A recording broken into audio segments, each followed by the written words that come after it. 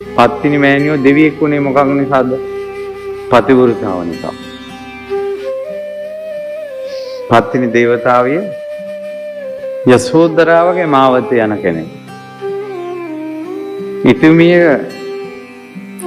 ස්වාමියා වෙනුවෙන් පණ දීලා මිනිහා මොන සල්ලාලෙක් වුණත් තමන් පණ දීලා තමන්ගේ අන්‍යයන් සම්බන්ධතා නැහැ. ඒ නිසානේ එයා තමන්ගේ පියවිර කඩලා ශාපකලේ තමන්ගේ ස්වාමියාට හානි වෙද්දී කරපු දේ වැරද්දක් වෙන්න පුළුවන් පඬිපුරේ ගිනි තියපු එක. නමුත් ඇය හැමදේම කළේ ස්වාමියා වෙනුවෙන්. ස්වාමියාගේ වියෝවෙන් පස්සේ මම දන්න විදිහට ඇය පැවිදි වුණා. බ්‍රහ්මචාරී වුණා. අදත් දෙව්ලොව තිබෙනවා දේවතාවියක් බ්‍රහ්මචාරී පත්තිනි මෑණියෝ.